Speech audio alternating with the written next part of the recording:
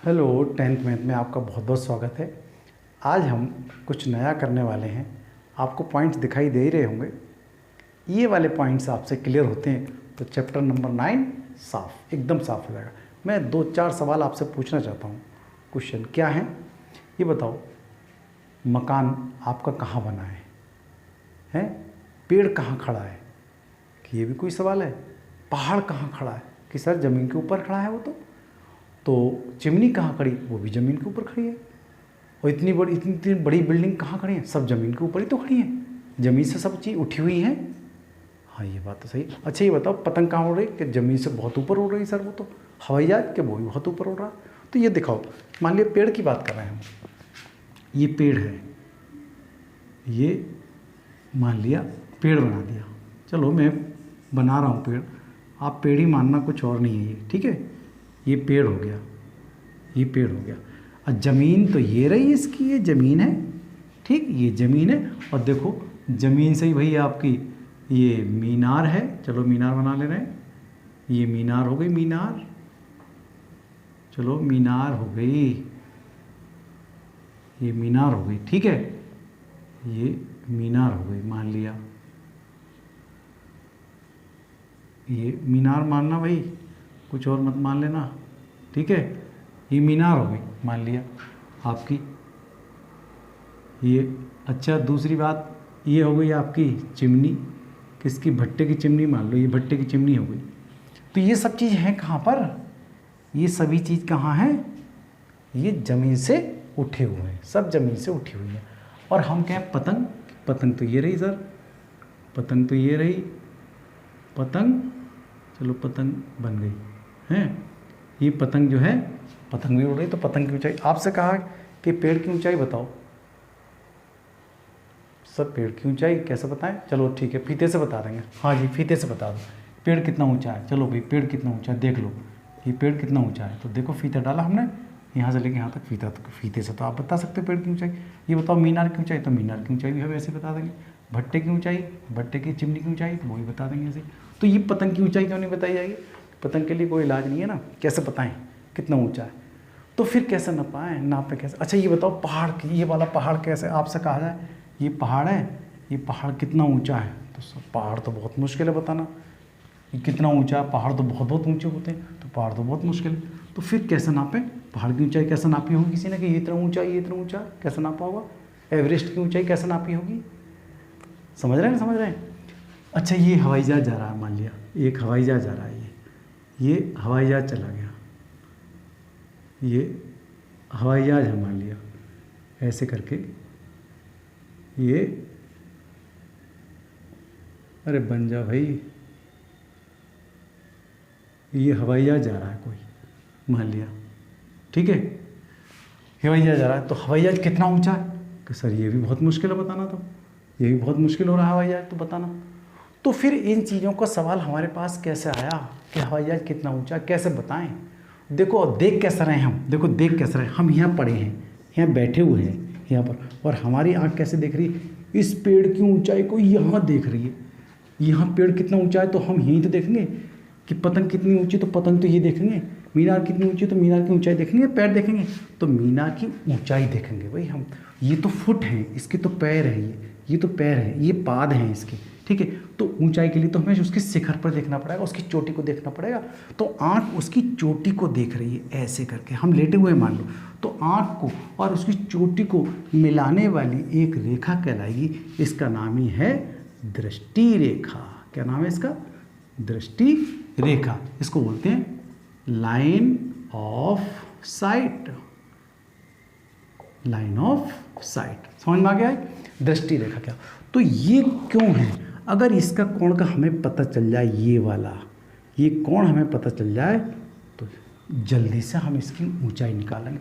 देखो कोण और ये दूरी तो हम नाप ही लेंगे फीते से, तो इस कोण के और इसके बीच में संबंध निकालेंगे, एकदम उसकी ऊंचाई निकाल देंगे। ऐसी इसकी ऊंचाई निकाल देंगे, ऐसी इसकी ऊंचाई निकाल देंगे। ऐसी पतंग को देख रही होगी हमारी आँख, तो ये एंगल पता चल जाएगा हमें, ठीक। ऐसे ही इसको देख रहे होंगे पहाड़ को, तब हमें पता चल जाएगा। तो हमें तो चाहिए ये वाला एंगल, क्षैतिज। तो ये जो लाइन है जो पड़ी है ज़मीन, तो ज़मीन से सब चीज़ कैसी है? उठी हुई है। इसलिए हमें ये वाली लाइन कहलाएगी, हम क्या कहेंगे इसके क्षैतिज लाइन, या इसको बोलेंगे क्षैतिज स्तर, इसको बोलेंगे क्षैतिज स्तर। तो क्षैतिज स्तर का मतलब है ये जो है ये जो लाइन है ये सो रही है, मतलब आदमी आराम से सो रहा है, ये लाइन सो रही है। तो सोती हुई लाइन ये है, ये लाइन तिरछी लाइन है, और ये जो खड़ी लाइन है यही इसकी ऊंचाई है, यही इसकी ऊंचाई। जो खड़ी लाइन, जो परपेंडिकुलर लाइन है वो, तो कुल मिलाकर के हमारे पास 3 लाइन हो रही हैं। एक लाइन तो हो गई ये, एक तो ये हो गया, एक हो गया ये, एक हो गया, इन तीनों में ही मिला करके हम, तो ये एंगल हमें तो पता कैसे चले, ये वाला एंगल कैसे है, कितना है, इसका पता हमें कैसे चले। देखिएगा, क्षैतिज स्तर से नापने के लिए 1852 में एक यंत्र मिला, 1852 में, उसका नाम था थियोडोलाइट। थियोडोलाइट 1852 में इसके सबसे ऊंचे पहाड़ की इस यंत्र ने खोज की थी। इस यंत्र का नाम था थियोडोलाइट, और वो यंत्र क्या काम करता था, इस एंगल को ही नापता था। ठीक है, इसकी जैसे एंगल हमें पता चल जाएगा वैसे हम इसकी ऊंचाई क्लियर कर लेते थे। कैसे, वो यंत्र होता कैसे मैं बता देता हूँ। देखो कुछ इस तरह से होता है वो यंत्र, ऐसे अभी बताऊँगा मैं इसकी बात भी आपको। देखो ये कुछ इस यंत्र होता है, कुछ इस तरह से ऐसे करके, यहाँ से वो चीज़ को देखता है, तो ये नाप लेता है कि एंगल कितने अंश का है, ये वाला 30 अंश का है, 40 अंश का है, 50 अंश का है, 60 का है, 90, ये ठीक है। ये इस तरह से ये यंत्र को नाप लेता था, और नापते ही पता चल जाता है कि ये यहाँ से लेकर यहाँ तक की दूरी। तो 1852 में 160 किलोमीटर दूर सबसे बड़े पहाड़ की खोज की गई थी 1852 में, और उसका नाम 1856 में जॉर्ज एवरेस्ट के नाम से रखा गया था। एवरेस्ट चोटी के नाम से जाना जाता है, सबसे ऊंची चोटी है वो एवरेस्ट, जो नेपाल और भारत के संबंध में उसको याद करते हैं। ठीक है, नहीं आपको पता ही है। तो ये आपकी बुक में दिया। और जो थियोडोलाइट है ये 1852 में देखा था, और उस पहाड़ से 160 किलोमीटर दूर 6 जगह से देखा गया था उसका एंगल, तो उसकी ऊंचाई ज्ञात कर ली गई थी। ठीक है, ये वाला थियोडोलाइट कहाँ पर है, इस समय देहरादून के संग्रहालय में रखा हुआ है। लेकिन बहुत सारे इंजीनियर लोग अपनी अपनी जब सड़क नापते हैं, सड़क बनाते हैं, कितनी ऊंची सड़क बननी है, कितने ऊंचे पुल बनने हैं, कितनी ऊंची बिल्डिंग बननी है, वहाँ पर इसका प्रयोग भी करते हैं। ठीक है, लेवल देखते हैं उसका।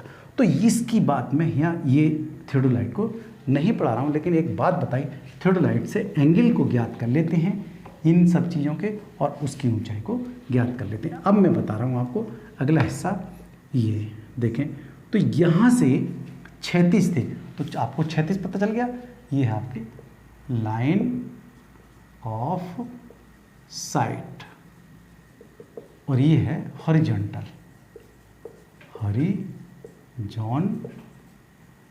ये हॉरिजॉन्टल। अब बताते हैं उन्नयन कोण। उन्नयन कोण क्या है, तो जो क्षैतिज स्तर है ना, क्षैतिज थे, जैसे हमारी आंख ऐसे देख रही थी, ये हम सामने देख रहे थे, और हमारी आंख जब चोटी को जाएगी तो कैसे देखेगी, ऊपर को देखेगी ऐसे। तो हमारे नयन क्या हुआ, नयन हमारे ऊपर उठ गए। ठीक है, नहीं हमारे नयन क्या हुआ, ऊपर उठ रहे हैं। तो नयन ऊपर है, इसलिए उन्नयन हो रहे हैं हमारे का। तो इस स्तर से ऊपर की तरफ उठने को कहते हैं उन्नयन। उन्नयन ये कहलाएगा उन्नयन कोण। इसको बोलते हैं angle of elevation. Angle of elevation. ठीक है, आप समझ में आ गई होगी बात ये, उन्नयन कोण। और दूसरा होता है अवनमन कोण, ये इसको बोलते हैं एंगल ऑफ डिप्रेशन। ठीक है, इसको एंगल ऑफ डिप्रेशन बोल देते हैं। तो एंगल ऑफ डिप्रेशन कैसे देखा जाता है, सबसे मेन लाइन तो आपको सोती हुई लाइन। तो ये सोती हुई लाइन में एक साधारण सी बात बता रहा हूँ, ये लाइन सो रही है, तो सोता आदमी कैसे सोता है, ऐसे सोता है, ऐसे करके लेट के सोता है, या खड़े खड़े सोता है। तो खड़े खड़ा तो आदमी तो सही है, तो सोती हुई लाइन ये है। तो जब भी ना उन्नयन कोण को देखेंगे तो नीचे से देखेंगे, नीचे से ऊपर की तरफ बनेगा कोण। उन्नयन कोण हमेशा यही बनेगा नीचे से ऊपर की तरफ को, क्योंकि आंख उन्नयन हो रही है ऊपर की तरफ। अब देखता है, मान लिया हवाई जहाज़ में बैठा है कोई आदमी यहाँ से, ठीक है, यहाँ से बैठा है। अब हवाई जहाज़ की बात कर रहे हैं, हवाई जहाज़ कितना ऊंचा है, हवाई जहाज़ कितना ऊंचा है, ठीक है। मान लिया यहाँ से कोई आदमी देख रहा है, इसमें से देख रहा है, इस जगह कोई पत्थर है या कोई चीज़ है, इसको देख रहा है, तो वो क्या काम करेगा, हवाई जहाज़ इसमें से देख रहा है तो वहीं से देख रहा है ना आदमी, तो उसके नयन कैसे होंगे, यहाँ देखेगा तो उसके नयन तो सामने है, लेकिन जब वो नीचे लाएगा देखने के लिए तो उसके नयन तो नीचे आ रहे हैं, अब नमन हो रहे हैं ना उसके नयन, उसके आँख क्या हो रही है, नयन नीचे हो रहे हैं, तो उसके नयन नीचे हो रहे हैं। तो ये कैसी लाइन है बताओ जल्दी से, ये सोती हुई लाइन है।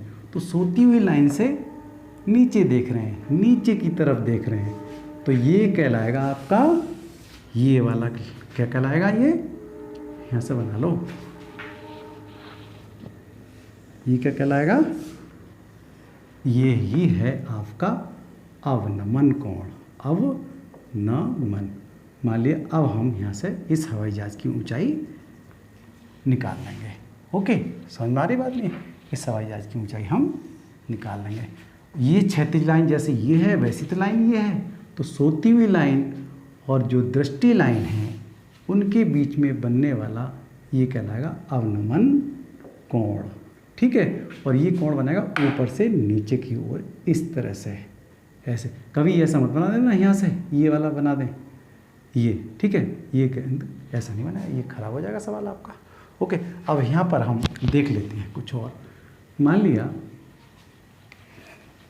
इसी की बात कर लेते हैं हम, एक एग्जाम्पल के तौर पे हम इसी को ले लेते हैं। मान लिया ये पेड़ था, ये आपका पेड़ था, है ना, इस पेड़ की बात कर रहे हैं। क्या हुआ, उसने कह दिया पेड़ का उन्नयन कोण 60 अंश है, ये 60 अंश हो गया, ठीक। उस पेड़ की ऊंचाई ज्ञात करो जिसके पाद से वो पॉइंट जहाँ पर ये कोण बनता है वो है कितना, वो है 30 मीटर दूर। कितना है वो, 30 मीटर दूर है। तो इस पेड़ की ऊंचाई ज्ञात करो। कैसे ज्ञात, सभी के सवाल ऐसे ही होने हैं भाई। तो आपको अब तीनों चीज़ें मिल गई हैं।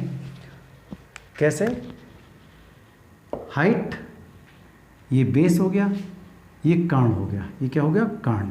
कर्ण को बोलते हैं हाइपोटेन्यूज, बेस को क्या कहते हैं, आधार। ये क्या हो गया, आधार। और ये हो गई आपकी ऊंचाई, हाइट है, इसको बोलते हैं लंब। देखो 1 2 3 तीनों चीज़ें तो प्रयोग हो रही थी त्रिकोणमिति में, हमने पीछे की थी। तो भैया यहाँ पर आप त्रिकोणमिति हम अप्लाई करेंगे हर एक सवाल में। सिर्फ आपको त्रिभुज देखना है, वो भी कैसा त्रिभुज, समकोण। तो इस समय किसी की ऊंचाई निकालनी तो समझ लो हमें हाथ सीधा करना है। समझ में आ गया नहीं, बिल्कुल परपेंडिकुलर लंबवत। तो लंबवत ऊंचाई ये हो गई, यहाँ से पाद से कितनी दूर है वो एंगल चाहिए। तो ये हो गया आपका उन्नयन कोण। तो फटाफट देखो, ये चीज़ जो निकली हुई है, एक चीज़ ये निकली हुई है, और हमें निकालनी क्या है, निकली हुई क्या है, उनके बीच में क्या संबंध है। देखो ये हो गया आपका लंब और ये क्या हो गया, आधार। तो आप जानते हो लंब बटे आधार, या इसको हम कह सकते हैं ये क्या है, परपेंडिकुलर बटे बेस, ऐसे तो कहेंगे। और ये होता क्या है, ये होता है भैया tan थीटा, यही तो होता है। और थीटा की वैल्यू ये दे रखी है, कितनी है भाई, tan 60। और लंब कितना है हमें निकालना है, h। ये है BC। ऊंचाई लिख दूँ मैं यहाँ पर, किसकी ऊंचाई है, पेड़ की ऊंचाई, ठीक है। और ये क्या रह गया, आधार कितना है, 30 अंश। ये देखो मीटर, 60, tan 60 की वैल्यू कितनी होती है, √3। ये तो पहले से जानते हो आप। ऊंचाई निकल गई पेड़ की, कितनी आ गई भाई, 30। और 30 की गुणा हम यही तो करेंगे, तो क्या हो जाएगा, 30 × 30 √। तो हो जाएगी ऊंचाई कितनी आ गई पेड़ की, तो पेड़ की ऊंचाई आ गई आपको कि 30 √3 मीटर। समझ में आ गया। आइए अब चलिए हम एग्जाम्पल करते हैं फटाफट। Example number 1। ओके, आइए आज हम फर्स्ट इसका एग्जाम्पल करते हैं। प्रश्न संख्या 219 है। और भाई एग्जाम्पल बहुत ही ज़रूरी है। स्टूडेंट क्या काम करता है कि एग्जाम्पल छोड़ के चलता है, ठीक है, वो कर नहीं पाता, चलो कर लेंगे बाद में। तो आप एग्जाम्पल से शुरू करें और बहुत मज़ेदार, और ये बड़े मार्क्स मिलते हैं भाई इससे। इस प्रश्नावली से सीधे सीधे बहुत अच्छे अंक आते हैं। स्कोरिंग ये प्रश्नावली है, ठीक है। तो पहला एग्जाम्पल करते हैं हम। धरती पर एक मीनार ऊर्ध्वाधर खड़ी है, मतलब सीधी खड़ी है। ऊर्ध्वाधर का मतलब परपेंडिकुलर, ओके, जैसा आदमी खड़ा होता है ज़मीन पे उसी तरह से ये खड़ी है। धरती के एक बिंदु से जो मीनार के पाद बिंदु से 15 मीटर दूर है, मीनार के शिखर का उन्नयन कोण 60 अंश है। मीनार की ऊंचाई ज्ञात कीजिए। तो देखिए ये है, ये मीनार दे रखी है, तो ये डिज़ाइन वगैरह बना रखा है, तो आपको डिज़ाइन के चक्कर मत रहना भाई, सीधी सीधी एक लाइन खींचना कि ये मीनार है, ओके। और ये आपकी नींद आ रही है इस लाइन को, ये छोटी लाइन है, मतलब क्षैतिज लाइन है ये, ओके। तो आपको लग रहा है, तो ये सी, ये फुट है इसका, मीनार का फुट, पाद, तो पाद से लेकर उस पॉइंट तक के बीच की दूरी 15 मीटर दे रखी है।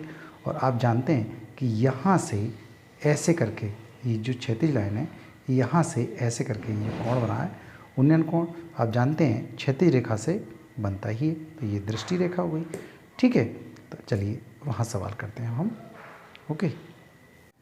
हाँ, तो देख लिया आपने, सवाल देख लिया अभी। देखो, धरती पर एक मीनार ऊर्ध्वाधर खड़ी है, ये सब थोड़ा सा आपको परेशान कर सकता है। ऊर्ध्वाधर, ऊर्ध्वाधर मीन से खड़ी है, ऊंचाई, पृथ्वी तल से ऊंचा, कोई भी चीज़ ऊंची हो तो ऐसी होती है, ऐसे मैं खड़ा हूँ, ठीक है, इस तरह से खड़ी है। ऊर्ध्वाधर का मतलब सीधी खड़ी है, ओके, परपेंडिकुलर, लंबवत, तो ये हो गई लंबवत, ये यहाँ से लेके यहाँ तक की जो ऊंचाई है वो है लंबवत, सीधी, ऊर्ध्वाधर खड़ी है, ठीक है। धरती के एक बिंदु से जो मीनार के पाद, तो मीनार के पाद का मतलब ये फुट, ये इसका फुट हो गया, तो पाद से, यहाँ से बिंदु से 15 मीटर दूर है, कोई पॉइंट है, कोई एक बिंदु है, यहाँ से कोई एक बिंदु, ये ए बी वहाँ हो गया, तो यहाँ हम सी ले लेते हैं, ठीक है। तो यहाँ से ये कैसा है, ये कोई सी बिंदु है ये वाला, ठीक। आप शब्द जान गए, अगर आप शब्द के हिसाब से आपने चित्र बना लिया, शब्द जाने और चित्र बनाए, सवाल अपने आप हो जाएगा, क्योंकि पिछला चैप्टर आप पढ़ चुके हैं। केवल त्रिकोणमिति लगानी है, उसमें समकोण त्रिभुज देखना है और लंब बटे आधार, कर्ण बटे आधार, ये चीज़ लगानी, बात खत्म हो गई, क्या करना है।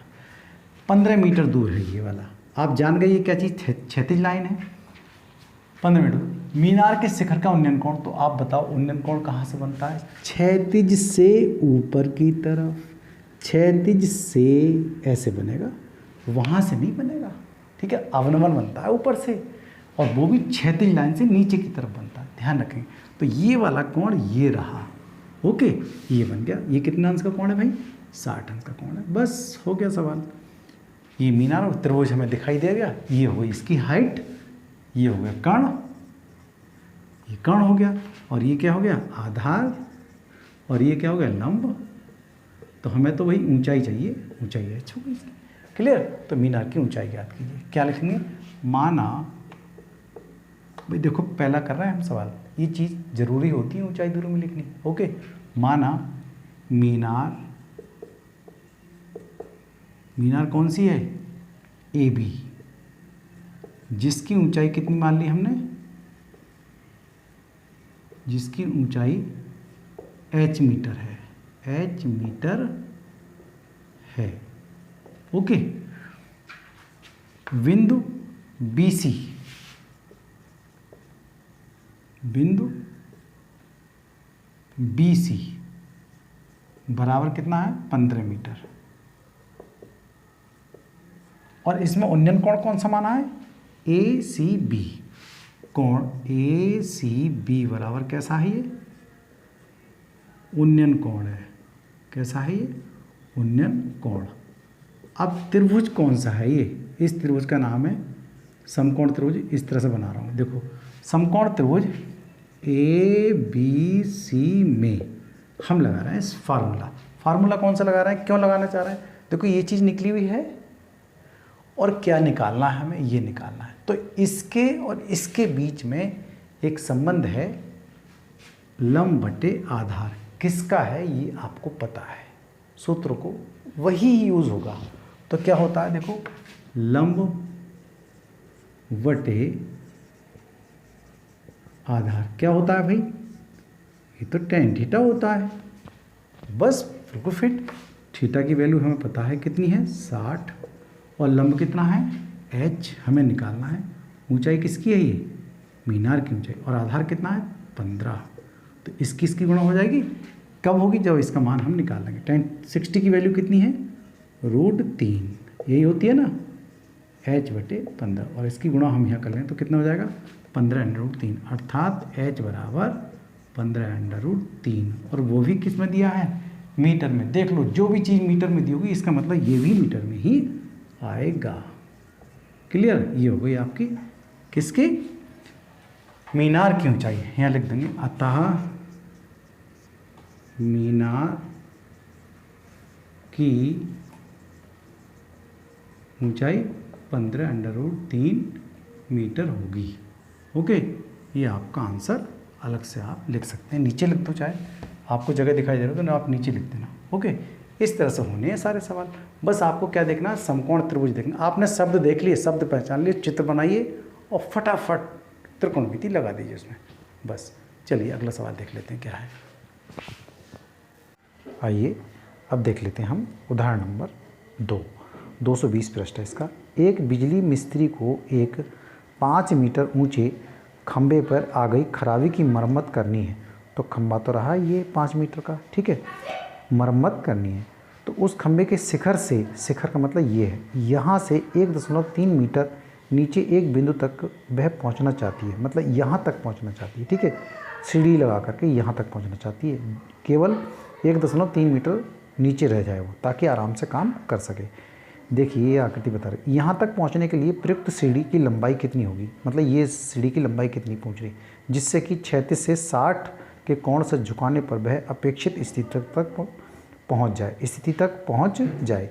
और ये भी बताइए कि खंभे के पाद बिंदु कितनी दूरी पर सीढ़ी के पाद बिंदु से होना चाहिए, मतलब ये दूरी जो खंभे का पाद फुट है और ये सीढ़ी का फुट है, तो इन दोनों के बीच की दूरी कितनी है, और ये उन्नयन कोण कितने हैं? 60 अंश का, ठीक है। तो ये वाली लंबाई हमें ज्ञात करनी है और ये बीच की दूरी ज्ञात करनी है। चलिए, और ये √3 का मान यहाँ दे रखा है। चलिए अब बोर्ड पर करते हैं क्वेश्चन। ओके, हाँ, उदाहरण नंबर 2 देख लेंगे। मैंने इसका फिगर बना रखा है, जो आपने फिगर दे रखा है, ठीक है। तो ये लाइन नहीं है इसमें। देखो ये खंबा है पूरा, यहाँ ए से लेकर डी तक ये खंबा है, और इस खंबे की लंबाई दिया है पूरा लिखते हैं, बता दो, ये तो पूरा खंबा है, ठीक है, AD, और सीढ़ी है BC। तो सीढ़ी उस खंबे की चोटी तक नहीं पहुंच रही, उसे तो सिर्फ यहाँ नीचे रखनी है, यहाँ मरम्मत करनी थी उसे। तो ये यहाँ से लेके यहाँ तक की दूरी दे रखी है, ये 1.3, और टोटल ऊंचाई है यहाँ से लेके यहाँ तक की, वो है 5। ये ऊंचाई टोटल कितनी है? 5, ठीक है। ये यहाँ से लेके यहाँ तक, ये तो 5। तो हमें तो ये वाली ऊंचाई चाहिए, क्योंकि हमें त्रिभुज कंप्लीट करना है ना। ये वाला, ये कोण दे रखा है 60 अंश, तो हमें तो ये त्रिभुज चाहिए। तो वही हमें इसमें संबंध कर ले, या इसमें संबंध कर ले। और ये क्या चीज़ है? लंब, ठीक है, यही तो है, यहाँ से लेके। तो सीढ़ी की लंबाई पूछनी है एक तो, और सीढ़ी इस खंबे के पाद से कितनी दूर है, ये चीज़ हमें चाहिए। ये चीज़ चाहिए, ये चीज़ चाहिए, ये चीज़ नहीं चाहिए। लेकिन हमें भाई ये चीज़ तो जब ही लिख लेगी जब हमें ये पता होगा लंब, मतलब यहाँ से लेके यहाँ तक की दूरी तो टोटल 5 है। 5 में से इसको हटा दो तो ये पता चल जाएगा ये कितनी है। नहीं आ रही समझ में? टोटल तो ये 5 है, 5 में से इसको हटा दो तो ये टुकड़ा बच जाएगा। तो ऐसे करते हैं, देखो, माना खंबा, बिजली खंबा कितना है, बिजली का पोल जो है वो कितना है, खंबा वो है AD दिया है कितना, 5 मीटर, 5 मीटर, और हमें निकालना है, और A भी बराबर दे रखा है 1.3, और मुझे निकालना है BD। तो BD बराबर कितना हो जाएगा, अगर टोटल में से AD में से हम घटा दें AB, देखो AD तो है हमारे पास 5 और यह है 1.3। क्यों निकालना चाह रहे हैं, पता चल गया होगा आपको। 5 में से 1.3 घटा दो तो कितना रह जाएगा, लगभग, देखो घटाना नहीं आता तो यहाँ देखो ऐसे करके 1.3, 3.7 रह जाएगा ना। 10 में से 3 गया 7, और ये गया 3.7 कितना मीटर, ये रह गई। तो बस यही चाहिए था हमें। तो अब निकालते हैं हम सवाल।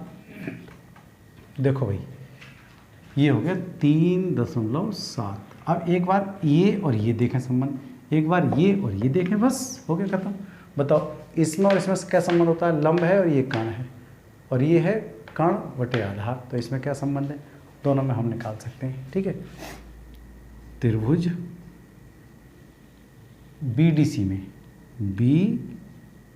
BDC में देखो कर्ण बटे लंब या लंब बटे कर्ण। लंब बटे कर्ण क्या होता है बताओ? लंब बटे कर्ण बताओ भाई, लंब बटे कर्ण क्या होता है बोलो? अरे वाह, साइन थीटा होता है तो सर। हाँ तो साइन थीटा, थीटा की वैल्यू कितनी है वहाँ 60, और लंब कितना है 3.7, और कर्ण कितना है यही तो निकालना है। ये क्या है कर्ण? ये CD है, ये चीज़ तो माननी पड़ेगी। माना ये CD की लंबाई भी लिख दो। CD कितनी है BC, ये हमें निकालनी है। एक तो ये निकालनी है और एक निकालनी है DC, ये दो चीज़ हमें निकालनी है। ठीक है, तो इसका मान भी रख दो। 60 का क्या होता है √3/2 और 3.7, और कर्ण क्या है ये है CD। ओके, ये हमें निकालना है। लिख दूँ CD की लंबाई, CD की लंबाई बताओ, दिक्कत हो रही कोई? CD की लंबाई क्या है? ये BC है। ये इसकी गुणा इसमें, इसकी गुणा इसमें होगी। और देखो √3 का मान दे रखा है आपकी किताब में, कितना दे रखा है 1.73, ये वाला। हम यहाँ √3 की जगह ये लिखें, तो ये इसकी गुणा इसमें करें, इसकी गुणा इसमें करें। ठीक है, तो देखो क्या करते हैं हम, CD की ऊंचाई ऐसे शॉर्ट लिख दे रहा हूँ मैं। ठीक है, 3.7 गुणा 2 और बटे कहाँ आएगा, इसके नीचे आ जाएगा। देखो √3 था ना यहाँ पर, इसकी गुणा इसमें मैंने यहाँ लिख दी। ओके, इसकी गुणा यहाँ लिख दी, तो अब ये वाला चीज़ कहाँ जाएगी, नीचे जाएगी। तो ये कहाँ जाएगा √3, या फिर 3.7 गुणा 2 कर लो गुणा, 2 सत्ते 14, 2 तिया 6 और 1 7 बटे 1.73। दशमलव हटाएं, जब ये हटा सकते हैं जब जीरो यहाँ बढ़ाएंगे। तो इससे इसको हमने हटा लिया, क्योंकि 2 अंक यहाँ चाहिए, 2 अंक यहाँ। 1.73 से इसको भाग कर लो, करो वही भाग। कैसे करेंगे, यहाँ करके दिखाऊं? दिख जाएगा आपको 3 और ये कितना 740, ये बाढ़ जाएगा 4, 2 चौका से 4 बार चला जाएगा ना। देखो 4 तिया 12 और 4 7 28, 28 और 1 29, 4 एकन 4, 4 2 6, 692 हो गया। ठीक है, देखो 4 तिया 12, 4 7 28, 28 और 1 29 और 4 एकन 4, 4 2 6, 10 में से 2 गए 8 बचा, 13 में से 9 गया 4 बचेगा, वहीं रह गया कितना 6, 6 खत्म हो गया। दशमलव लगाओ, जीरो बढ़ाओ, कितना हो गया 2 बार जाएगा ना अब। हाँ, 2 तिया 6 और 2 सत्ते 14 और 2 एकन 2 और 1 3, 10 में से 6 गया 4 और 8, 7 में से 4 गया 3, रह गया 1, दशमलव जीरो लगा। तो ये बच जाएगा 7 सत्ते 49, 17, 7 बार चला जाएगा। देखो 7 या 21, 7 सत्ते 49, 49 50 51 और 7 एकन 7, 7 5 12, ये ऐसे ही आता रहेगा। तो 4 7 7 आएगा तो हम लिखेंगे 4.28 लिख दो, 4.28 मीटर। ये क्या हो गई, CD की लंबाई हो गई। अतः CD की लंबाई कितनी हुई 4.28 मीटर। ठीक है, एक बात तो हो गई आपकी है। अब ये कह रहा है CD उस खंबे के पाद से कितनी दूर है, मतलब उसके फुट से कितनी दूर है।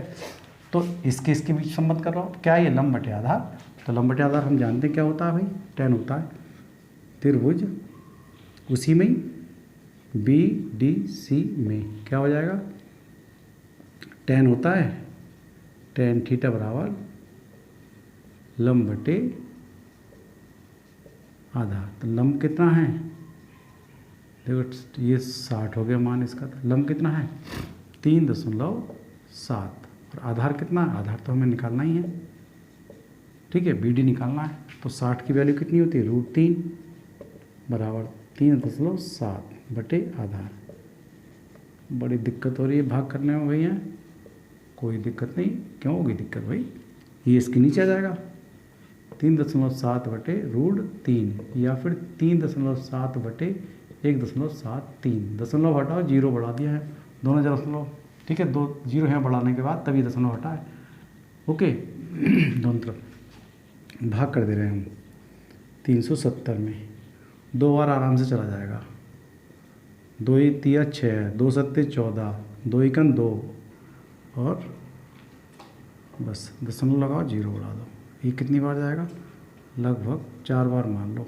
4 तिया 12, 4 सत्ते 28, 28 और 1 29, 4 एकन 4, 4 2 6, मतलब 4 बार क्या 3 कुछ है तो 4 बार मान के चल रहा है, इतना ही आएगा। ठीक है, कितना आ रहा है?